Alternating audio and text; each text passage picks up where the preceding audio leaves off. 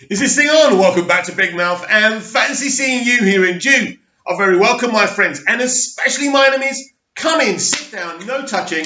I don't do the touching, and welcome to Thursday's edition of the Doctor Who Daily. We're going to talk about many things today. We're going to talk about Sacha Dhawan's tweet along last night.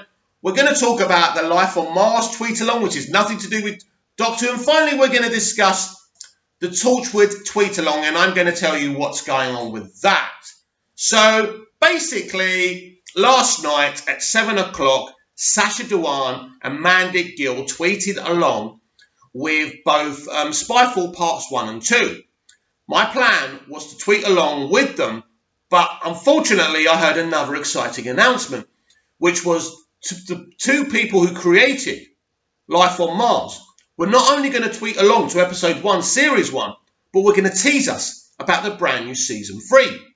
Check out on my playlist to find the video where I broke the news that they were returning with a brand new series, the final series, the concluding chapter on Life on Mars. So I didn't watch that. So I don't know how it trended or did very well. I don't think it would have done as well as Emily Rossina's Doctor Who Watch Along special events.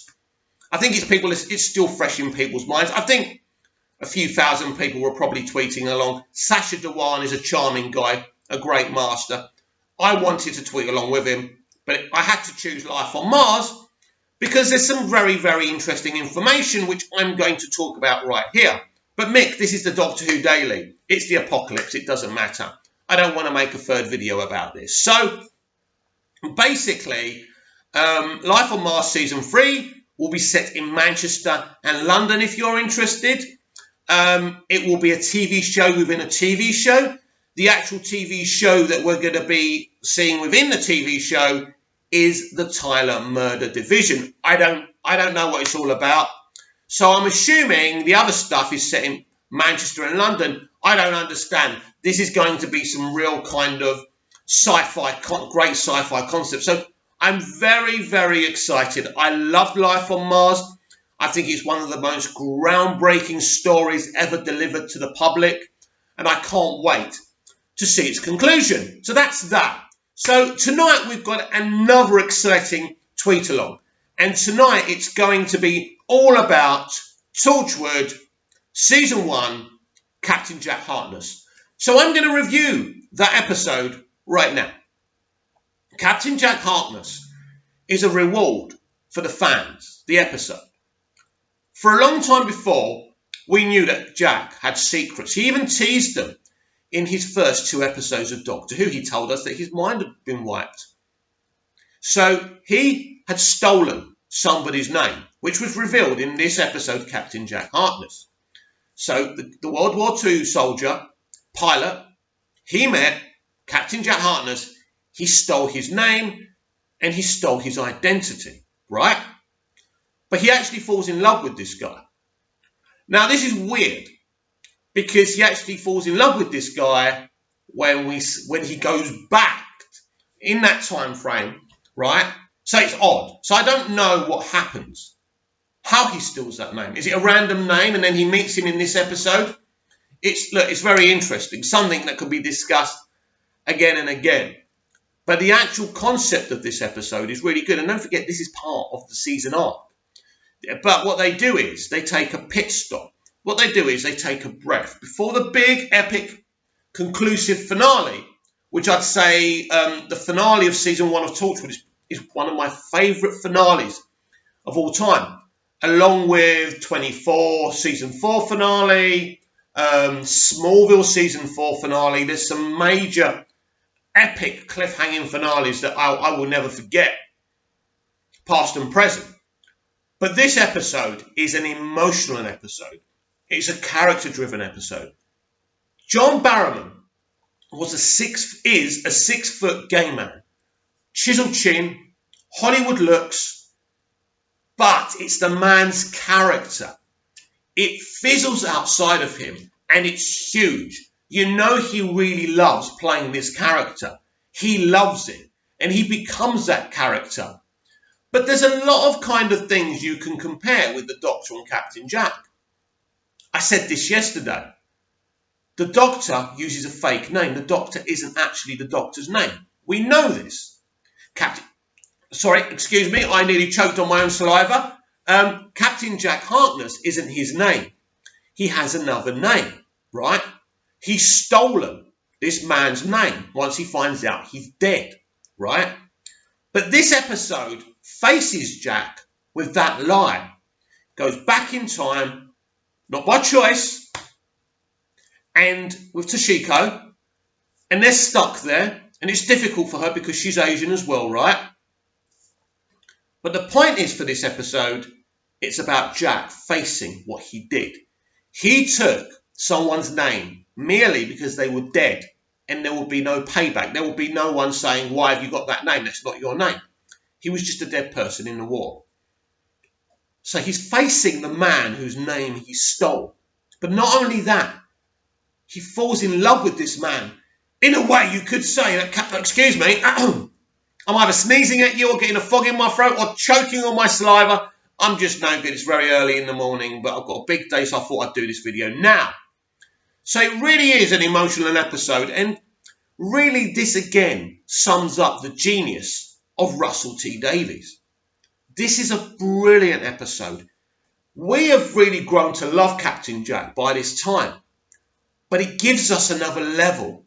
It fleshes out the character even more. This is a pure Captain Jack episode, but the first season of Torchwood, even though it fleshes out all the other characters, Gwen, Tosh, everyone else, all these characters, right?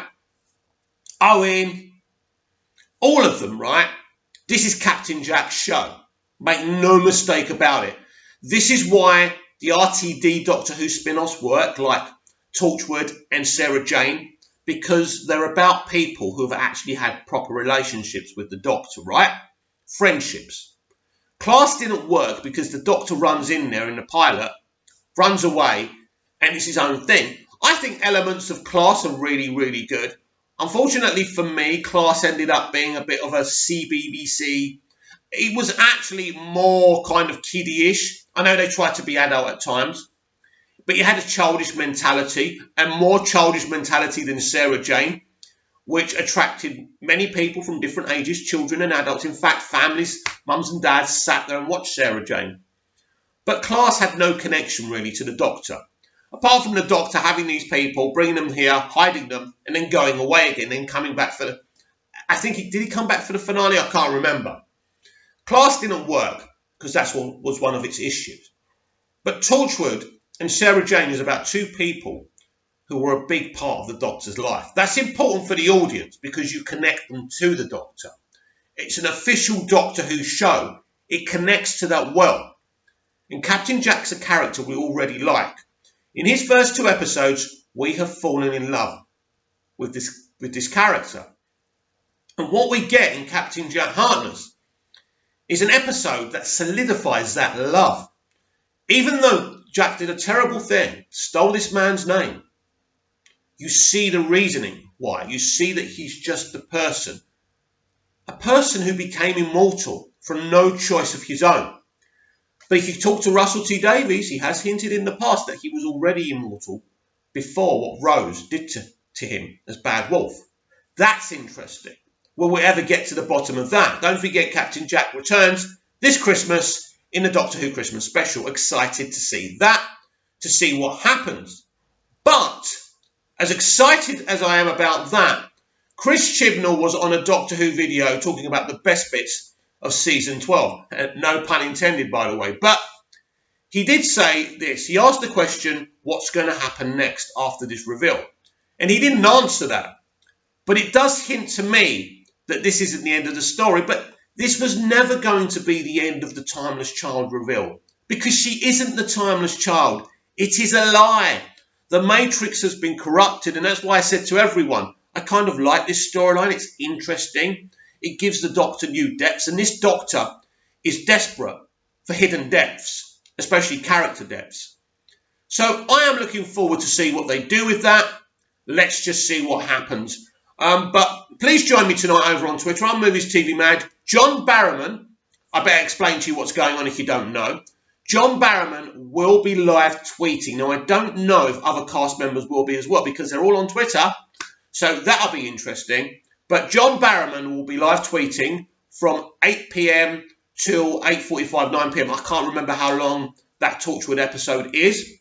I will be tweeting along as well, at Movies TV Mad, if you want to follow me. And I think we're going to have a lot of fun with this one. And don't forget, tomorrow is the 11th hour tweet along.